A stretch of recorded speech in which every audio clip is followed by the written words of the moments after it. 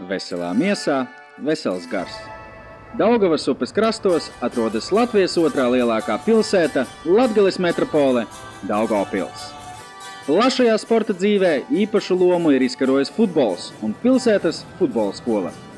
Latvijas futbolam Daugavpils ir devusi tādus slavenus futbolistus kā Aleksandrs Cauņa, Aleksandrs Isākovs, Arcoms Rudņevs un daudzus citus. Jauno pilsētas talantu aprūpi ir uzņēmies bērnu futbola centrs Daugavpils, kura galvenā komanda jau 2. sezonu aizvadījusi Latvijas futbola virslīgā. Pagaidām bez liela spožuma un skaļām uzvarām, bet ar drošu skatu nākotnē. Šis būs stāsts ne tikai par futbolu, bet arī par cilvēku dzīvēm, jo tieši viņi veido šo sporta veidu, komandas un Latvijas sporta personības. Mūsu stāstā galveno lomu spēlēs cilvēki, kuriem futbols nav tikai spēle. Viņi ziedo savu laiku, lai sasniegtu maksimālos augstumus, lai attīstītu sevi, lai popularizētu savu pilsētu, lai progresētu Latvijas valsts labā. Šajā dokumentālajā filmā mēs dosim iespēju ieskatīties Latvijas futbola aizkulisēs, personībās un nākotnes talantos. BFC Daugavpils. Pārmaiņu laiks.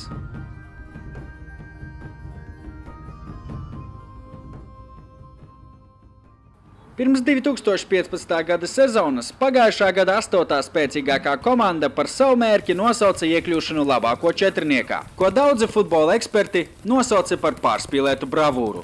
Tomēr savs pamatojums tam bija.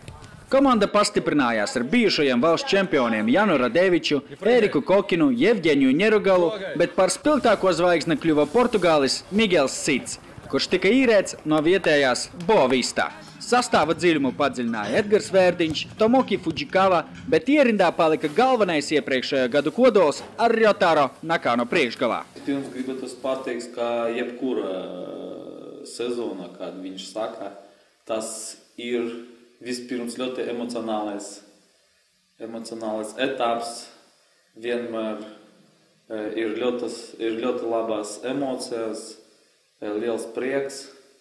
Un pēc mūsu sastāvā un pēc mūsu futbolistiem, tie, kuri bija sezonas sākumā, es domāju, ka principā tas bija reāli cīnīties par 4. vietu. Before the season, we have good prepared period, so we can get more higher position. Ar sastāvu, kas bija sākumā, es uzskatu, ka bija reāli, jo no sākumā un ar Ventspili, ar Liepāju spēlējām diezgan labi. Nospēlējām 1-1. Bija iespējas gan mums, gan viņiem. Sezonas sākums patiešām bija labs un punkti krājās, taču neilgu laiku. Sekoja neizšķirti, bet pēc tā arī zaudējumi. Izskaidrot šīs neveiksmes bija ļoti grūti. Both games against Spartak, against Ventspils, against Liepāja, the first half is our game, but second half that changed the game. So I don't know, it's very difficult to say, but we need more confidence and experience. Spēles satura pēc bumbas kontrolu mēs bijām it kā labāk nekā pretinieks, bet tieši mums pietrūks gūtos vārtus. Un, ja mēs atceramies to pašu, teiksim tā, spēli, pēc kuram it kā cīņa par 4. vietu ir beidzas, spēlē ar metu, mums bija, kā es atceros, it kā 6 labas momentus gūt vārtus. Jā, mēs 2 zaudējām, bet mēs varējām šajā spēlē gūt arī 3 vārtus, bet diemžēl neiznāca. Kad vēl biju Polijā, skatījos spēles virslīgas, kad te bija daudz legionāru. Bija ļoti laba spēle, man patika šī komanda, un kad es jau atgriezos atpakaļ uz Daugavpili, sanāca tā, ka visi legionāri aizbrauca, un tie vecāki, kuri mums komandā bija, aizgāja strādāt, tāpēc tagad komanda ir tā kā jauna. Patiešām, Kā jau minēja viens no komandas potenciālajiem līderiem Vladislavs Fjodorovs, sezonas vidū situācijā komandā mainījās. Dažādu iemeslu dēļ pieredzējušākie spēlētāji komandu pameta. Tajā skaitā arī daudzie leģionāri ar Miguelu Sidu priekšgalā. He's honest person, you know. If he angry, he angry. If he sad, he sad. And he show what he want, you know. I like his character. Yeah.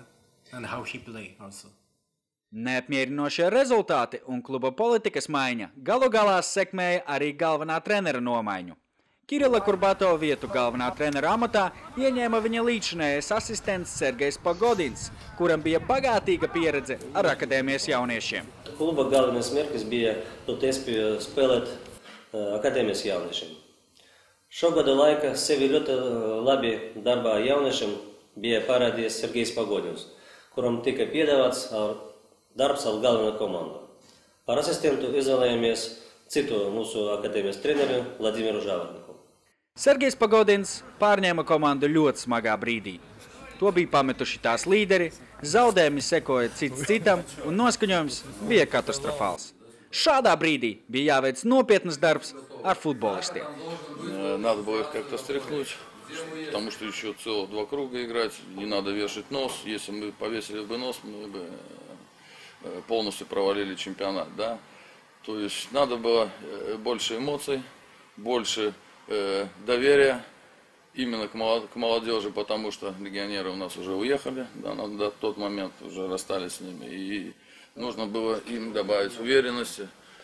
Как это было сделать? Это только надо было делать через тренировочный процесс, через трудоемкий труд в этом тренировочном процессе, да. То есть перевели мы режим работы на двухразовый. То есть утром у нас занятия были, да, тем более у них каникулы летние. Утром занятия были и вечерние занятия. Постарались с тренерами, да, это Володя Жаворонков, Юра Соколов и Слава Дусманов, постарались как можно больше тренировок делать, эмоциональных таких, чтобы немножко где-то отвлекались от такой, скажем так, бытности тренировочной, да, то есть тренировки, там, нужно было где-то и на пляж съездить, и съездить с ребятами на природу, поговорить, кто о чем думает, у кого какие проблемы. Это мы все дело провели, и по большому счету у нас получилось, и ребята вышли на более-менее такой уровень, где провели мы ряд очень сильных матчей, я добавлю, да, то есть. Galvenā trenera nomaiņa bija viens no spilgtākajiem sezonas pārdzīvojumiem komandas ilgadējam ārstam Mārim Monkevičam. Māris ilgākā laika periodā bija strādājis kopā ar šo treneri un izteica prieku, ka viņam izdevies atgriezt klubu pie dzīvības. Es jau Sergeju Pagodinu diezgan pazīstu.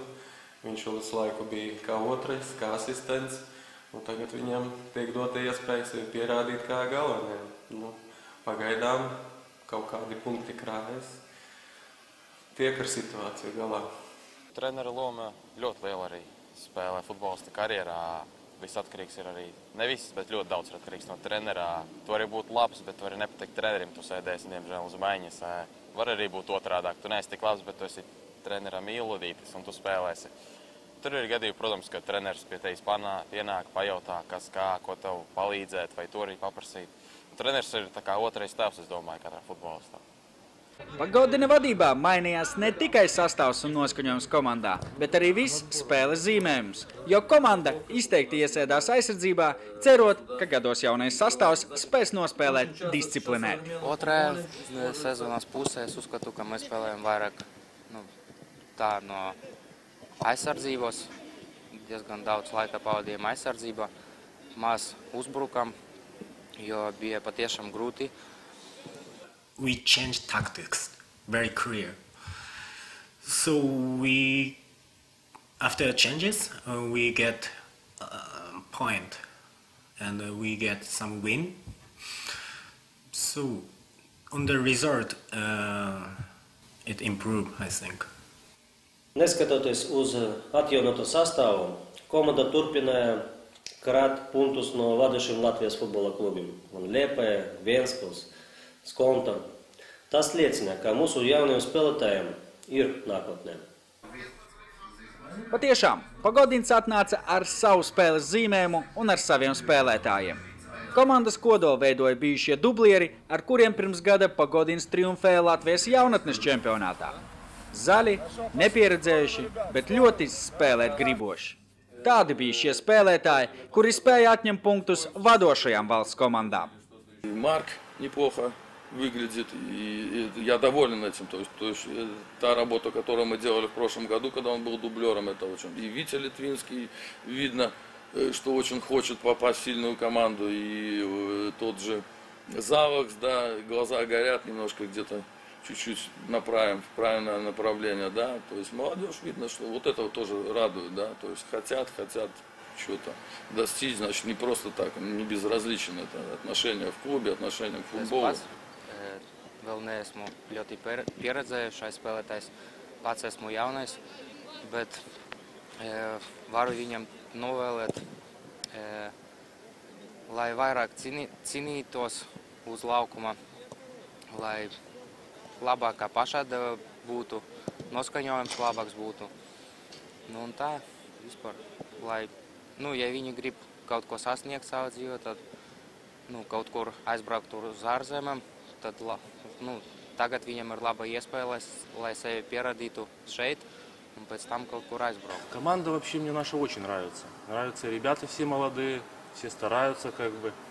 Вот. Но в начале сезона были немножечко другая команда, много легионеров было. Вот. Но все ребята дружные, как бы, все стараются, все хотят играть. В принципе, очень достойная команда у нас. Visiem tiem jauniem puišiem, kuri spēlē tagad pamatsastāvā, es domāju, ka viņam ir ļoti labas spējas būt par ļoti labu futbolistu. Parasti viņam jātrenējos, katra treniņā aug,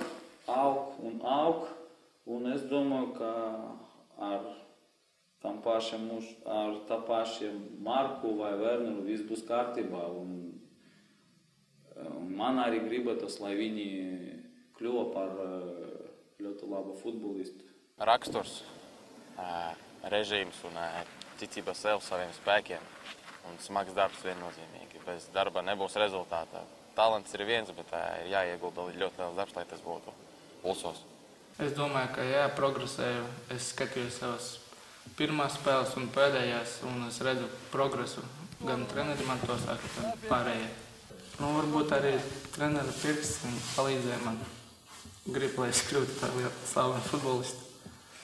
Lai sasniegtu augstāko līmeni, jaunajiem spēlētājiem priekšā ir tāls ceļš ejams. Darbā ar mūsdienu jaunatni problēma netrūkst, ko izceļ arī Pagodins. Datori, aģenti, bet pats galvenais papildus darbs ar savu ķermeni. Tā, diemžēl, pietrūkst. Во-первых, у них идет уже жизненное перестроение, да, то есть это из юношеского футбола уже где-то более-менее во взрослый, или наоборот, с детского в юношеский, да. Тут очень важный момент, это переходный период, тут, ой, какая проблема, тут больше даже психологически. Во-первых, появились разного рода агенты. Сейчас агентов нету, но такие вот люди, которые там говорят, что ты вот умеешь играть, там давай туда тебя, туда. У них голова кружится, они ничего не понимают.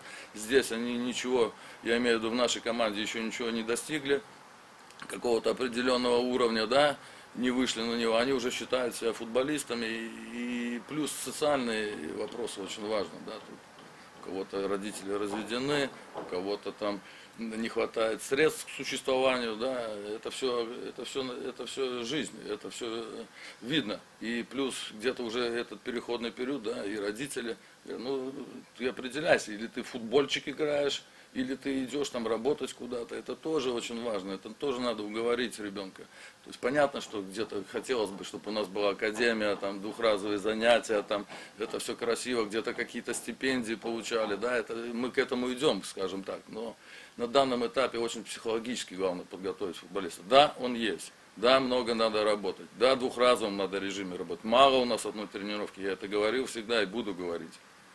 То есть должна быть академия, должна быть как она правильно называется, ну, работа в двухразовом режиме, да, то есть он учится, интернат, ну, такого плана интерната, учится, учится, тренируется, опять тренируется, учится, и вот в таком плане все должно быть, да, у нас. Тогда будет какой-то результат. Ну, мало. Они сами еще не умеют. Сейчас, тем более, век этих компьютеров, да, он пришел со школы, ну, хорошо, да, в компьютер поиграл. Раньше. Ну, давай просто элементарно возьмем, как было раньше, да. Ну, пускай советские времена, пускай те времена, когда не было этих компьютеров, да. То есть идешь в школу, в школе физкультура, приходишь со школы, обязательно надо поиграть в футбол, пойти на тренировку, прийти с тренировки опять поиграть в футбол, или в хоккей, или, скажем так, в субботу-воскресенье это лыжи, это обязательно, или каток, вот здесь на строителе был, или санки, я не знаю, мы как-то те же снежки, те же какие-то игры были у нас, да, скажем так. Ну что, он сейчас пришел со школы, в компьютер сел, посидел, ага, надо на тренировку. Пришел с тренировки, опять в компьютер сел, посидел. Ну какое это вообще мало для физического состояния, скажем так, да. То есть это надо уметь работать над собой, если что-то достичь. Я мальчика спрашиваю, а что ты сделал для того, чтобы попасть в сильную команду? Вот, ну, одной тренировки мало. Пожимает плечами. Второго, третьего, четвертого. Ну, утром ты зарядку сделал, ты встал на полчаса раньше, чтобы пробежаться, чтобы твой организм там окреп, что-то для чего-то, отжаться, там пресс, спина. А что это надо? Ну, это, во-первых, это я считаю, что тоже тренера должны наставлять, учить, даже где-то может заставлять. Ну, заставлять это трудно, конечно, понятие такое заставляние, да. То есть, если сам не хочешь, никто тебя не заставит. А ходить проверять каждое утро, это сложно, да.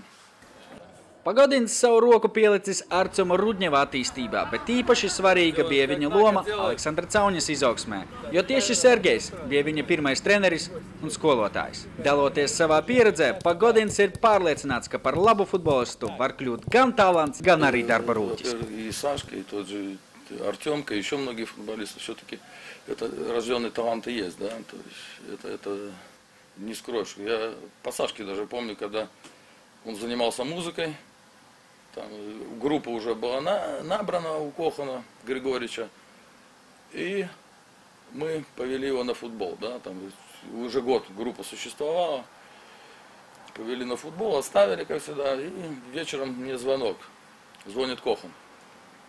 Кого ты мне привел? Я думаю, господи ты мой, ну все, опозорился там. А он дома, я с ним занимался очень много, Сашка. Я знал, что он что-то умеет, да, там, скажем, и жонглировка, и бить ногой левой, там он все люстры подбивал дома. Кого-то, я думаю, ну все, опозорился, думаю, ну все, надо забирать племянника. Он говорит, так это же будущая звездочка. То есть он уже тогда, Кохан, видел, что он будет сильным футболистом, да, то есть это тоже где-то может быть такое. Ну а что можно? Ну, ребята, ну давайте объективно. Хотение, в первую очередь хотение. Я приведу пример, и еще раз приводил пример такого Вадика Логина. Ну ничего ему там особо не было дано, когда он с Резаком сюда приехал, кроме Григорчуку в Динабур. Да, какая-то что-то техника была, но он был неповоротливый, не координированный. Но настолько он хотел, настолько он сильно работал, настолько он, я помню, на базу приходил, он за книжками засыпал, потому что он учился. И плюс потом утром вставал, жонглировал сам самостоятельно работал. Рома ему давал какие-то, я давал какие-то упражнения, я помню еще. То есть он достиг, не умея ничего практически, он достиг уровня. То есть он был в Вентспилсе, стал чемпионом, он сейчас играет в Германии, да. Пусть 4-я лига, но это тоже уровень. То есть вот пример, простой пример. У нас хотят попасть в сильный клуб, ничего этого не делая. Ну как так может быть? Да, я хочу тренер, я хочу играть в сильном клубе. Так, я написал человеку работу, там, а я заболел, а я еще что-то. И вот так вот и всю жизнь будет. Год пройдет, 2 пройдет, он все перспективный, 3 пройдет, уже паровоз ушел. Над собой надо самому работать. Мы-то тренера дадим, что надо, а оставаться после тренировки, где-то есть возможность, да. Те же подачи, те же штрафные, те же... Я помню Яшкина. Яшкин футболист с Динамо Киева, когда тоже, по-моему, Динабур был, мы тренировались по гулянке у нас в поле было. Так автобус его ждал, пока он 100 ударов со штрафного с левой ноги не попадет в ворота, там, в свою точку, которую он задумал себе. Поэтому он и в игре забивает. Он забивал тогда чуть ли не... Если штрафной, то это обязательно Яшкин клал этот штрафной. То есть вот это я хочу пожелать. Чтобы хотение самому футболиста было. У нас, получается, мы заставляем футболиста, ну ты потренируйся, пожалуйста, ну ты походи на тренировку, ну ты не пропускай тренировки. Да. Mūsu galveno personāžu stāsti ir ļoti dažādi. PFC Daugavpils komandas sastāvā nav praktiski neviena profesionāļa, kuram būtu līgums. Toties ir daudz profesionāļu attieksmes ziņā. Ir viena lieta, kas vieno viņus visus – lielā mīlestība pret futbolu. Manā dzīvē futbols ir viss. Es uzskatu, ka bez futbola es esmu nekas. Un jau no pašas bērnības es trenējos, tāpēc jau 13 gadus trenējos, tāpēc futbols ir mana dzīve. Var pateikt, tā ir mana mīlestība pirmā. Es no 4 gadiem jau spēlēju futbolu. Futbols priekš manis ir viss. Ja nebūtu futbola, es nedzīvotu. Я думаю, футбол как бы это моя жизнь, потому что с 6 лет как бы я начал футболом заниматься. И я думаю, что это все для меня. Futbolam mana dzīve ir ļoti liela nozīme. Es katru dienu par viņu domāju, katru dienu trenējos. Es domāju, futbols spēlē lielāko lomu manā dzīves sastāvdaļā. Lielākā daļa dienas sastāv no futbola. Man atdodos maksimāli futbolam un mans dzīves sapnis ir kļūt par profesionālu futbolistu. Pieredzējušais Jurijs Sokolovs jau 2. gadu vienlaicīgi ir arī viens no komandas treneriem, kura pakļautībā trenējas tuvākās pirmās komandas rezerves, daļu no kuriem mēs jau drīzumā varētu redzēt lielajā futbolā. Grūti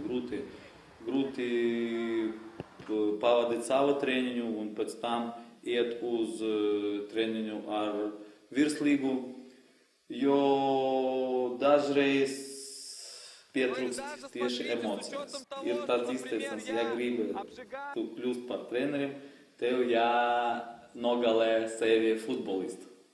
Pāvels Riževskis jau vairākus gadus savieno futbolu ar darbu, kas, protams, nav viegli, bet futbola sniegtā bauda atspēko negatīvo. Ну да, как бы вроде футболист я не сильно молодой, как бы не скажу, что какая-то финансовая сторона меня сильно мотивирует. Но все равно как бы в команде с молодыми ребятами хочется как бы быть на своем уровне, как бы ни в чем не уступать, доказывать с каждой тренировки, что ты как бы не совсем уже как бы опытный и довольно-таки старичок считаешься. Вот. Но как бы хочется как максимум в футболе продлиться, побольше времени. Но это на самом деле нелегко, конечно. Когда ты отработал с утра до вечера, потом приходишь на тренировку, тем более в возрасте это немножечко чувствуется. Но ничего, когда выходишь на футбольное поле, как бы все забывается, вся работа, ты хочешь как бы с мячишкой повозиться, с ребятами пообщаться, как бы, поэтому это все дается довольно-таки легко. Lai saistītu savu dzīvi ar futbolu vai sportu kā tādu, nav obligāti kļūt par sportistu. Kā viens no piemēriem kalpo komandas ārsts Māris, kurš ātri sapratis, ka pašam par slavenu spēlētāju neizdosies kļūt. Principā man jau no bērnības bija sports tuvu sirdī. Profesionāls sportists no manis neiznāca, un tāpēc aizgāju uz to, kā saka, blakus darbu. Esmu tagad tā piepalīdzu tiem sportistiem atgūt savas fiziskās iespējas, lai varētu pilnībā veltīt savam mīļotam darbam. Latvijas futbola realitāte ir skarba. Reti kurā klubā pamatnodarbošanās ir tikai futbols. Liela daļa komandas spēlētāju joprojām mācās vidusskolā vai arī studē universitātē. Skaidrs, ka šādā situācijā laiks ir jāpakārto abām lietām. Rīts sākas 8:15, es pieceļos, higienas lietas, brokastis, tad es dodos uz skolu. Skola līdz 3:30, katru reizi, kāds stundu grafiks, tad es dodos atpakaļ uz sporta bāzi. Tur es pusdienoju, nedaudz laiks ir atpūtai, nosnaužos nedaudz, kādas 40 minūtes, tad jau dodos uz treniņu. Pirms treniņa ierodos, pastaipos, padaru pāris vingrinājumus pirms treniņa, un tad jau ir treniņš. Pēc treniņā diezgan saguris, bet vēl priekšā mājas darbi, skola. To izdaru ar pēdējiem spēkiem vakariņas, un kāda stunda varbūt pēdējā brīvajam laikam sazvanīties ar radiem, ar draugiem parunāt internetā. Diezgan maz laika ir izklaidēties, jo katru dienu es mācos, katru dienu trenējos, un īpaši daudz laika nav brīvdienās. Mums ir spēles, un pēc spēlēm tā var kaut kur aiziet, pastaigāties, pārunāt par spēli, kā kurš spēlē, kā vispār komanda jūtas, kā nospēlējam. Nu, tā izdarīt kaut kādus secinājumus. Bet tā, nu, protams, ka var arī, kad ir kaut kādas brīvdienas, tur vairākas, kad ir sezonas pauze, tad var arī kaut kur mazliet izklaidēties. Par futbolistu būtu grūti, jo vajag vienmēr skatīties, kā tu izskaties, ko tu dari, ko drīkst, ko nevar. Vajag savienot gan skolu, gan futbolu, tas jau ir otrais, bet tā ir grūti būt. Viens no retējiem BFC Daugavpils komandas profesionāļiem ir Ryotaro Nakano, kurš jau 3. sezonu pavada Daugavpilī. I feel like Daugavpils is second home for me. I already 3 years live here, so good landscape, good people, good weather.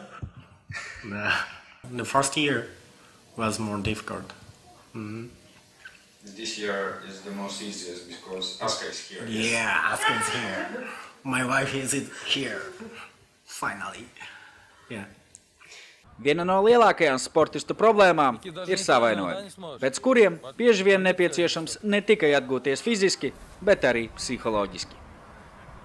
Visbiežākās traumas ir kaut kādas sasistumi, tādi mikrotraumas, kaut kādi mikroplīsumi, tādas nopietnas traumas gadās diezgan reti, bet kad gadās, tad arī ar viņiem jātiek galā. Pagājušajā gadā bija tāda nopietna trauma ar Juriju Sokolovu, kur viņš tāda bezsamaņā bija. Tā ir laikam viena no nopietnākām traumām. Bija arī pāris gadus 4 atpakaļ Turcijā, kad viens futbolists guva traumu par celi. Tagad viņš jau nespēlē futbolu, nevarēja atgūties, bet viņš jau tagad ir treneris. Tagad jau viņš arī saistīts ar futbolu, bet tagad nespēlē. Viens no nopietnākajiem savainojumiem šajā sezonā bija Vladislavam Fjodorovam, kurš no ierindas izgāja uz vairāk nekā mēnesi. Savainojums vienmēr ir tā kā problēma futbolistiem. Visbiežāk tas ir celis. Man arī tā gadījās, ka man ceļa savainojums bija, tāpēc izlaidu 1,5 mēnesi. Grūti ir.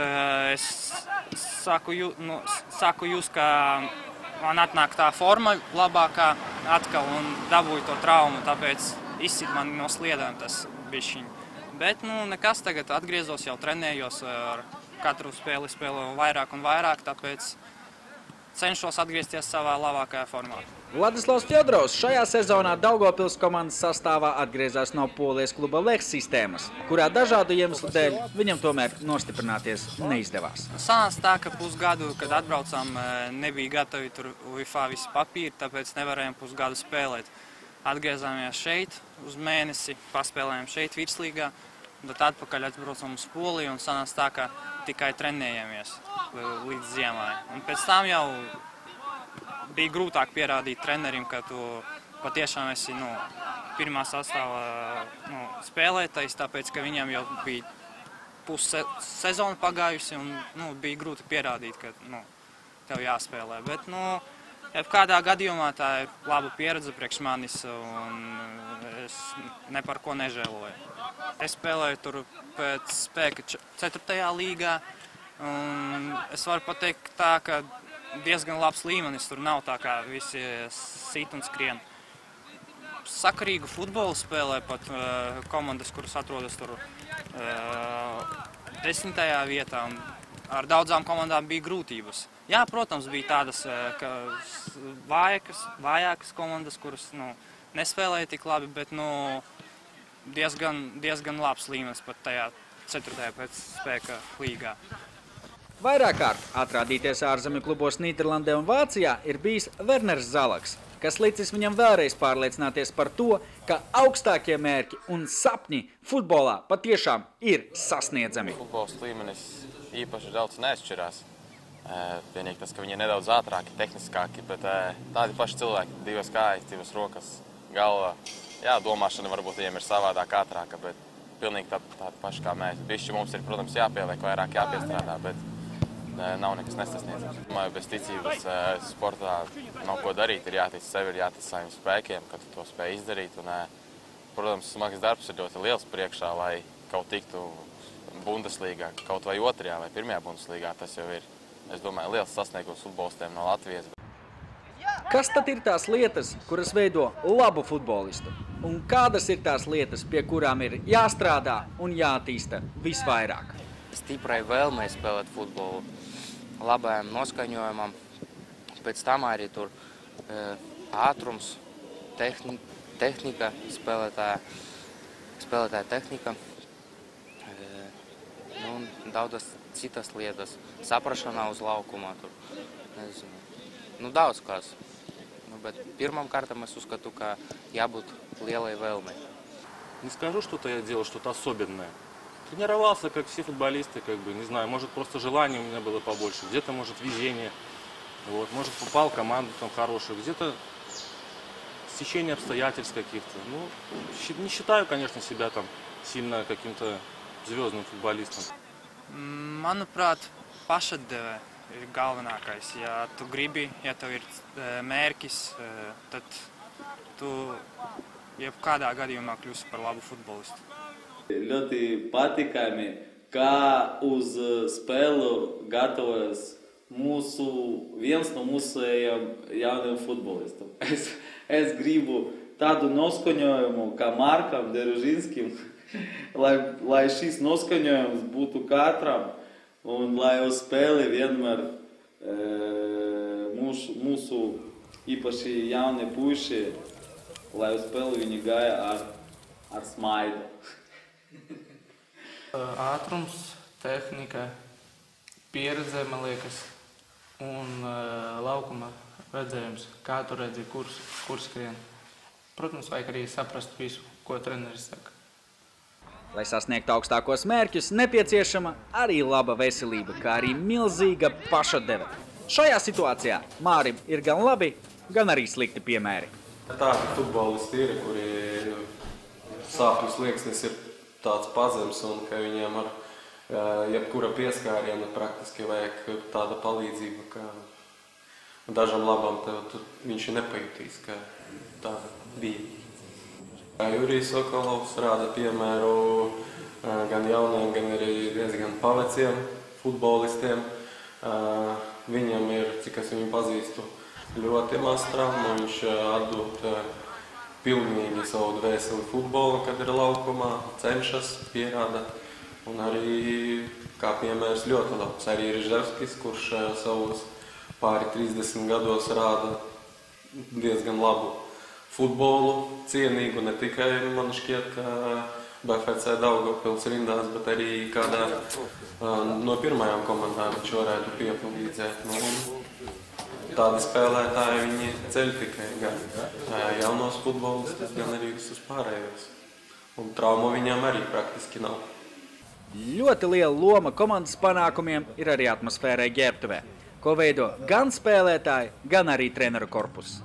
Daugavpils komandā jokdara lomu uzņēmies Artjoms Murdasovs. Gadās. Patīk jokot Artjomam Murdasovam. Viņš bieži jāpēc. Ja jautrītis, tad es domāju, tas ir Artjoms Murdasovs. Viņam patīk visādus jociņus sašos izšaut. Par ko varbūt smējās biežāk, tas ir Denis Ivanovs, Vitālijs Dubrovskis iespējams. Interesanti un varbūt arī nemanāmi, ka treneris Sergejs Pagodins ir ne tikai skarbs treneris, bet arī staigājoša joku mašīna. Nē, protams, treneris ir stingrs, tas, kas man arī patīk. Es domāju, ka trenerim tādam būtu jābūt, bet arī treneris ir ļoti izpalīdzīgs pretīm nākoši. To arī paprasīt viņam kādu individuālu programmu, viņš var sastādīt, tev palīdzēs. Protams, arī ļoti smieklīgs, viņa joki ar nepārspējami. Un liels arī viņam paldies manā darbā, ko viņš ir ieguldījis, palīdzējis ar mani, strādājis nedaudz individuāli. Par to viņam arī esmu pateicīgs. Чувство юмора, во-первых, это у нас еще с детства. И не с детства, а со спортшколы. Да? Мы любили шутить все время. Такое у нас настроение было, поднакивали. И потом с Володей Жаворонковым, там, еще когда были в команде «Динабург», мы все время придумывали разные шутки такие интересные. Потом это все пошло, поехало. Затем и в Динабурге у нас были разные моменты интересные. У нас вообще интересные. Там моменты были, когда были в Динабурге, вешали фотографии, вырезали с газет, с журналов, допустим, на кого похож тот или иной футболист, да, скажем, там, на какое-то животное в хорошем смысле этого слова, там, или какой-то образ такой интересный. Вот, допустим, у Вадимки Логинова была фотография Шрек, там, да, повешена над ним, ну, похож, там, у Юрки, там, Соколова Киниец, да, там, было. У меня, там, я сидел как тренер, взяли где-то, придумали, нашли солдата с ружьем, да, у Журомского Андрюхи, кличка Конь у него, там, да, придумали, там, коня где-то нашли такого интересного, смешного.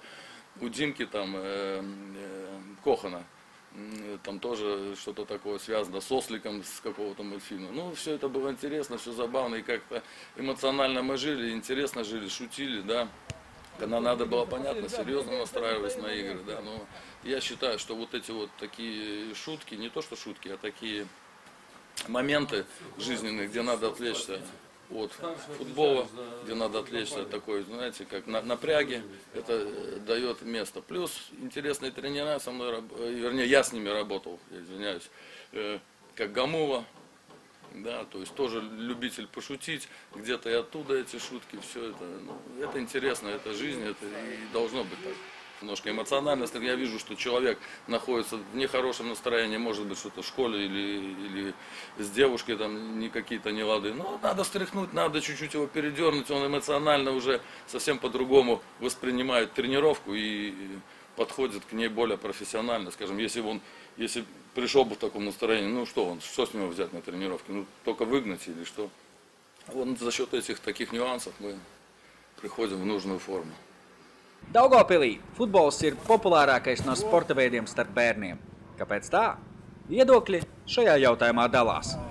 Ja Pāvils Reževskis slavē pilsētas trenerus, tad Pogodins pamatīgi uzvilkās, sakot, ka augsta rezultāta sasniegšanai visai pilsētai jāvienojas kopējā darbā. Мне кажется, у нас в городе особо и нечем заниматься, кроме футбола. У нас хорошая спортшкола футбольная. Вот, хорошие тренера, условия для ребятишек. Как бы, все возможности, я думаю, что поэтому ребят как бы тянет футболом заниматься и хотят, может быть, там, в дальнейшем стать какими-то достойными, хорошими футболистами, поиграть в клубах хороших. Я думаю, это мотивирует как бы ребят молодых идти с ранних лет в школу, заниматься футболом. Ну, понятно, что детки очень хотят. Во-первых, это все видно. Отношения тренера к футболисту, отношения руководства, Саша Исаков, Андрюха Сипайлов, это же фанаты футбола. Ну не было бы их, ну и было бы такой вот дворовой футбол. Один ковер бы лежал бы там где-то на эспланаде, ну и бог с ним. Люди видно, что что-то работают, что-то делают, для города делают. Ну это чуть-чуть помогите. В космос тоже не полетел Гагарин в космос полетел, когда вся страна хотела этого. Он бы один не полетел бы. Или там 10 человек, которые хотели вместе с ним. Вся страна должна хотеть, так и у нас должен весь город хотеть этого.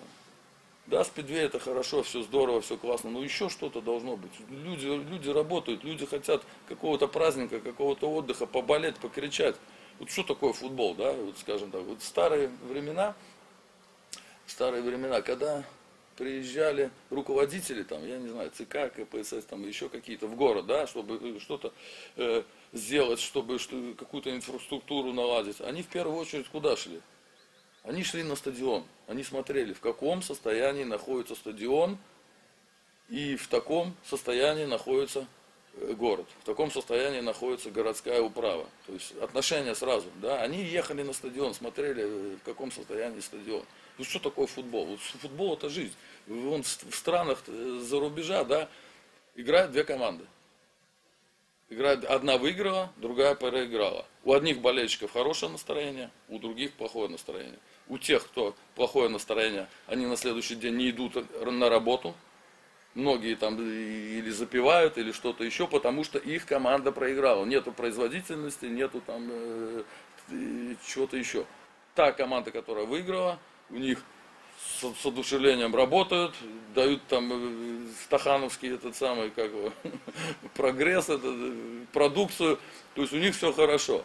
Это тоже вопрос такой, это тоже вопрос и где-то может быть политический. Katram futbolistam sezonas laikā ir kāda spilgtākā spēle, kuru viņš gribēs atcerēties vēl un vēl. Domas šajā ziņā mainās, bet liela daļa futbolistu uzsvēra uzvaru pār Metu, kas garantēja komandai 6. vietu čempionātā. Pāris spēles bija spilgtas, gan man pašam patika, kur es spēlēju diezgan labi, gan kur komanda labi spēlēja ar labu pašēdēju un noskaņojumu. Nu, laikam atmiņai paliks pēdējā spēlē pret Metu. Kā treneris pateica, tā bija gada spēle, tāpēc arī palika atmiņā visvairāk man.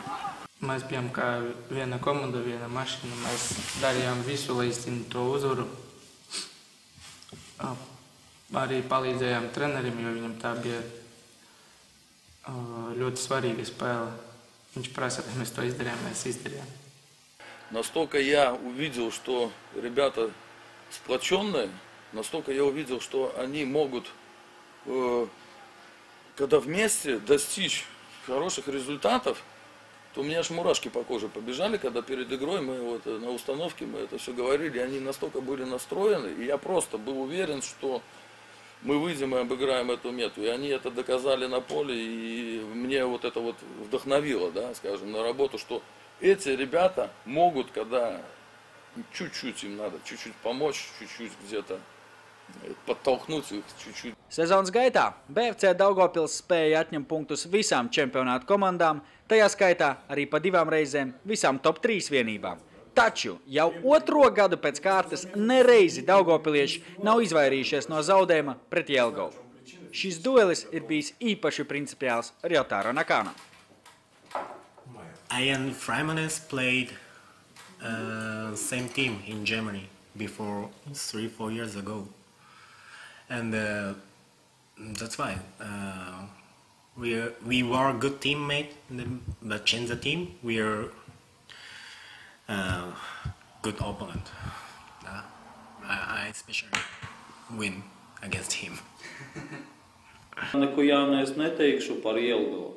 Viņam ir vislabākā tā futbola cīņa laukumā. Viņi vienmēr cīņas, iet spēlē vai neiet spēlē. Viņa cīņas līdz galam.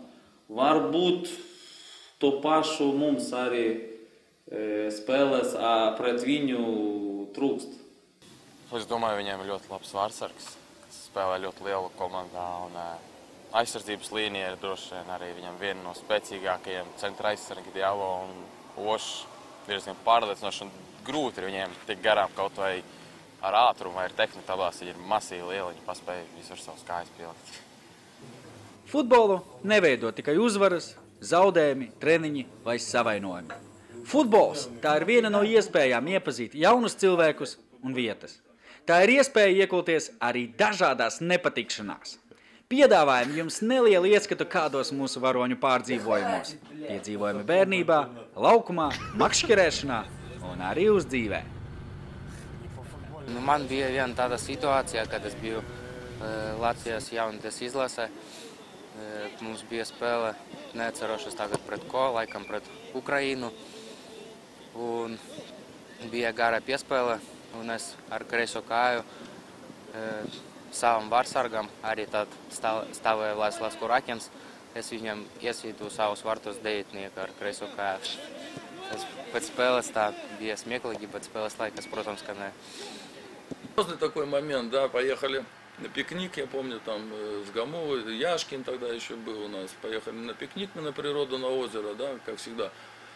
Там были выходные много, очень 2 недели, по-моему, у нас все было до игры.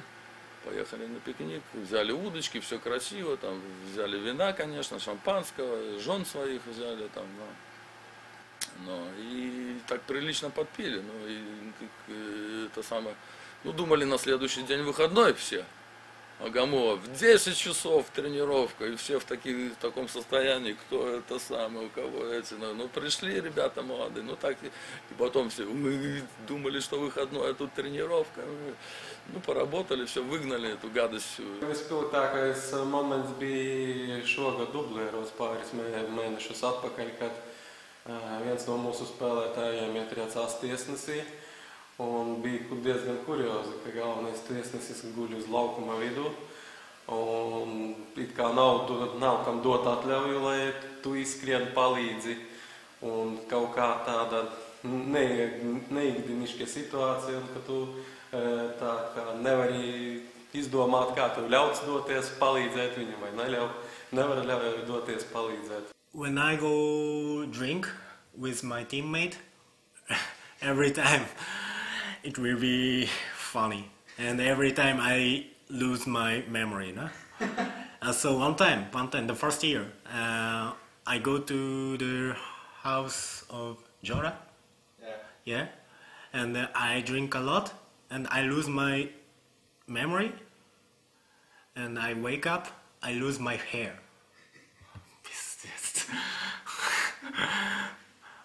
I didn't remember how I missed my hair, and I called to Mordasov, and he said me, look your iPad, and okay, I see my iPad, and there is a lot of picture. Even I look this show camera pieces, I don't remember, and I cut the hair.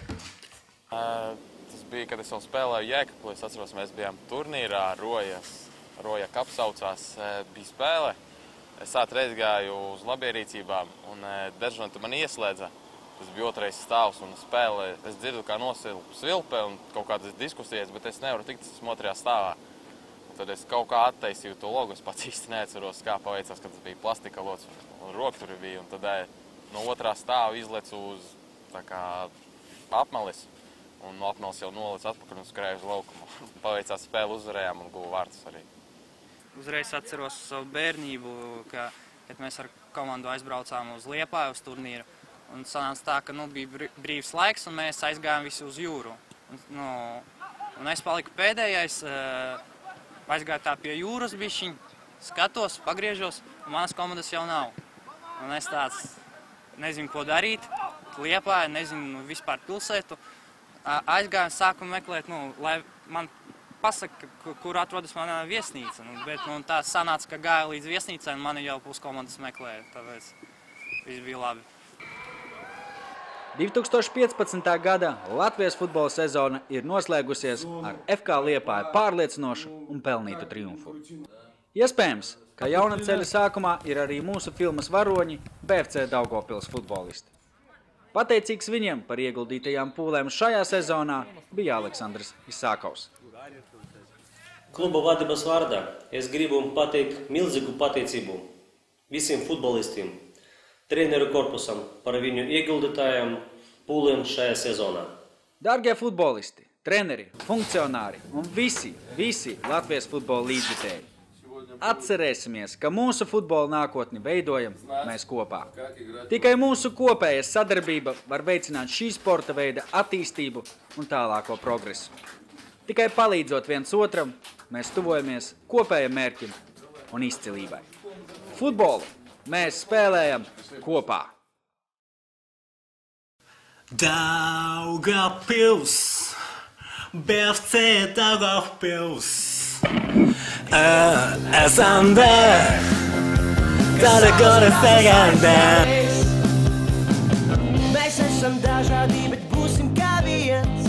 Daugavpils ir mūsu starta atspērība. Kļūt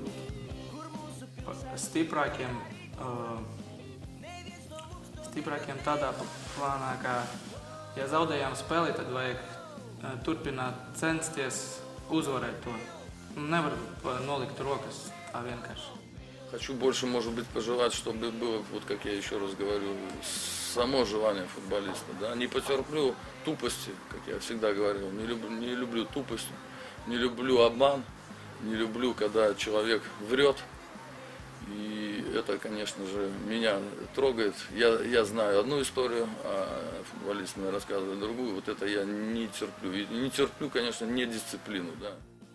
Tiešām puiši nāk katru dienu uz treniņiem un neskatoties uz tiem apstākļiem, kādi mums te ir, trenējas un spēlē, tāpēc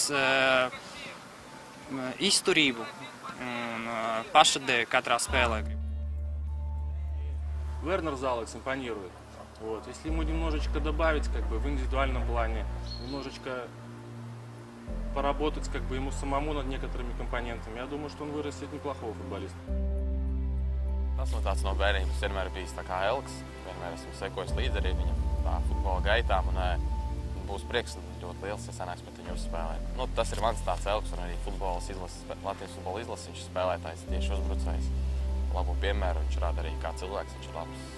Tā kā Māris Ermakovs. Lai nākamā sezona būtu lielākie kaut kādi mērķi un lai mēs to varētu sasniegt, bet jau otru gadu mēs cīnāmies par pēdējo vietu un tas nav īpaši patīkami. Gribētos kaut ko vairāk.